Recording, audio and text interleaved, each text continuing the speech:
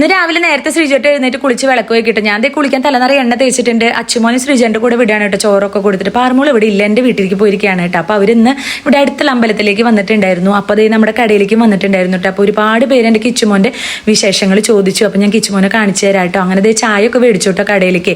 ചായയും കടിയും നമ്മൾ രാവിലെ മേടിച്ചൊന്നും ബ്രേക്ക്ഫാസ്റ്റ് ഒന്നും ഉണ്ടാക്കാൻ നേരം കിട്ടിയില്ല. അപ്പോൾ അതൊക്കെ മേടിക്കാൻ പോയിരിക്കുകയായിരുന്നേ. അങ്ങനെ വേഗം അവിടെ നിന്ന് ചായയും കടിയൊക്കെ മേടിച്ച് നമ്മൾ കടയിലേക്ക് പോകുന്നു കേട്ടോ. കടയുടെ മുൻപിൽ ഇടയ്ക്കിടയ്ക്ക് ഇങ്ങനെ ഒരുപാട് പ്രാവുകൾ വരും കേട്ടോ. അപ്പോഴേക്കും നമ്മുടെ പാറും കിച്ചും ഒക്കെ വന്നിട്ടുണ്ടായിരുന്നു. ഞാൻ അവരെ കാണിച്ചു തരാം.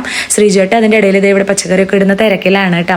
അപ്പോഴാണ് ചേട്ടൻ അവരൊക്കെ വന്നത്. അപ്പോൾ കിച്ചുമോനോട് ഞാൻ ചോദിക്കുന്നുണ്ട് കേട്ടോ. കിച്ചുമോൻ ഇപ്പോൾ കുഴപ്പമൊന്നുമില്ല, ദൈവം സഹായിച്ച് ഓക്കെ ആയിരിക്കണു. ഇപ്പം എങ്ങനെയുണ്ടെന്ന് പറഞ്ഞേ?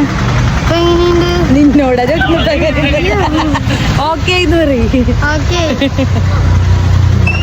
കിച്ചുമോനെ വീഡിയോയിൽ കണ്ടില്ല എന്ന് ഒരുപാട് പേര് പറഞ്ഞു കേട്ടോ. അപ്പോൾ എൻ്റെ കിച്ചുമോനെ കാണിച്ചിട്ടുണ്ട്. അപ്പോൾ ഒരുപാട് പേരുടെ നന്ദി സ്നേഹം മാത്രമേ ഉള്ളൂ. ഇപ്പോൾ അവന് ഓക്കെ ആണ് കേട്ടോ.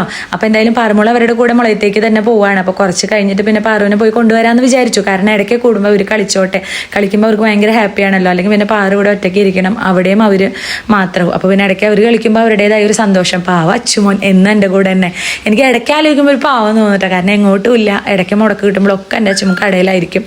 അപ്പോൾ എന്തായാലും കുഴപ്പമില്ല, അങ്ങനെ നടക്കട്ടെ അങ്ങനെ വിചാരിച്ചു. അങ്ങനെ ഒരുപാട് പ്രാവുകളൊക്കെ വന്നപ്പോൾ ഞാൻ കുറച്ച് അരി അങ്ങോട്ട് ഇട്ട് കൊടുത്തതാണ് കേട്ടോ. അപ്പോൾ അതൊക്കെ കഴിഞ്ഞ് ശ്രീചേട്ടൻ തിരിച്ചു വന്നപ്പോൾ ഞങ്ങൾ കടയിൽ നിന്ന് പോവാണ് കേട്ടോ.